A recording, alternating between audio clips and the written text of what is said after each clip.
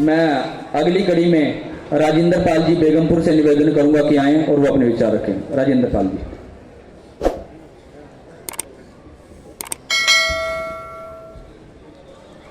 आज इस कुरुक्षेत्र की पावन धरा पर मातेश्वरी अहिल्याबाई होलकर को नमन करते हुए और मेरे जितने बुजुर्ग आए हैं उनके चरणों में प्रणाम करते हुए, जो मेरे नौजवान साथी आए हुए हैं उनको नमस्कार करते हुए और जो मेरे प्रिय बच्चे हैं उनको प्यार करते हुए, आज इतना ठंडा दिन होते हुए जो यहाँ संख्या बल देखने को मिला है उसे मैं गदगद हो गया हूँ।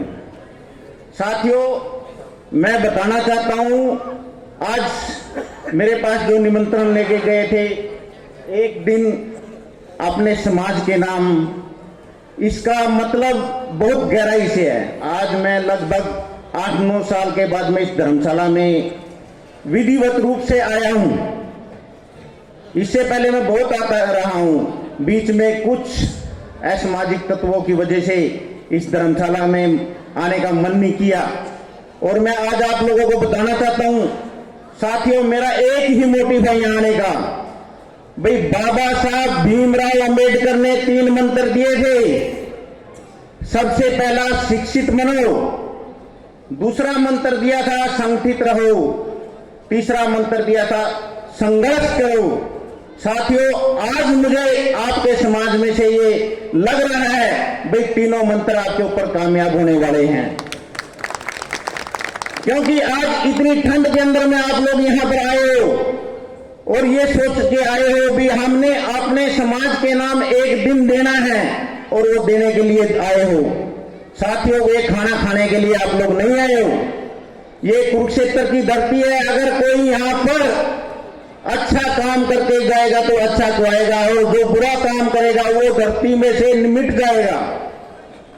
साथियों, आपसे मैं कहना चाहता हूं, आज हमारे साथ में एक एग्जाम्पल है, आपको बताता हूं। मैं उन लोगों का आभार व्यक्त करता हूं, वडल वालों का, भाई जिन्होंने इतना सोच के, जो बीजेपी की सरकार ने हमारे को बोला था भाई हम ऐसी में कर देंगे, और हमारे आज मैं जिस पार्टी से संबंध रखता हूं उसके अध्यक्ष ने हमारे खिलाफ केस डाला था और उस पब्लिक ने बड़ी बाजार के अंदर में ये दिखा दिया भाई जो हमारे साथ पंगा लेगा वो ऐसे वो देना पड़ेगा।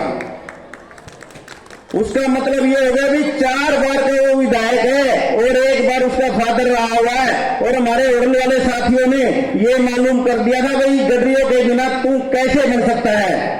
और मैं कहना चाहता हूं साथियों, एक ही बात आपसे कहना चाहता हूं, आज ये लोग जितने भी बैठे हैं इनको अकेला मत समझो, ये लाखों के बराबर हैं।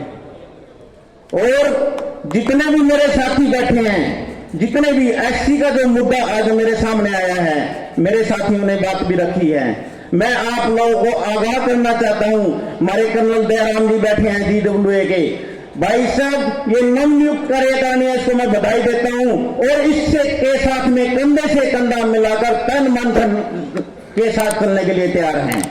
किसी प्रकार का हाई कोर्ट सुप्रीम कोर्ट कहीं भी जाना हो उनके साथ में मिलने के लिए तैयार हैं। और मैं ये कहना चाहता हूं साथियों, आज जो लॉलीपॉप इन्हें सरकार ने हमारे को दे रखा है, देखो आज स्पष्ट रूप से मैं बोलता हूं, मैं लोअर कोर्ट से सुप्रीम कोर्ट तक के केस फाइट कर रहा हूं, लेकिन हमारे केस में कोई 1% भी चांस नहीं है। सरकार चाहे तो उसको कल कर सकती है।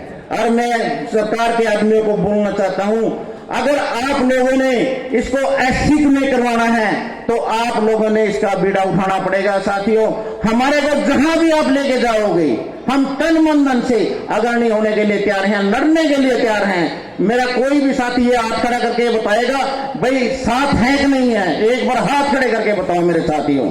जब इतने लोग आपके साथ में साथी तैयार हैं तो मेरे साथी बैठे हैं, जय सिंह जी बैठे हैं, ओमपाल जी बैठे हैं, मैं इनसे आग्रह करता हूं भाई आप लोग आज की सरकार में अग्रणी हो, हम आपके पीछे लगने के लिए तैयार हैं। और मैं आपसे आप लोगों से अपील करता हूं साथियों, भाई आज जिस लेवल पे मैं पहुंचा हूं परमात्मा की दया है, आपका छोटा बच्चा हूं, जिस लेवल पे पहुंचा हूं उस लेवल को मेरे अंदर मतलब आप मनमंदन से साथ दिया मैं आया हूं।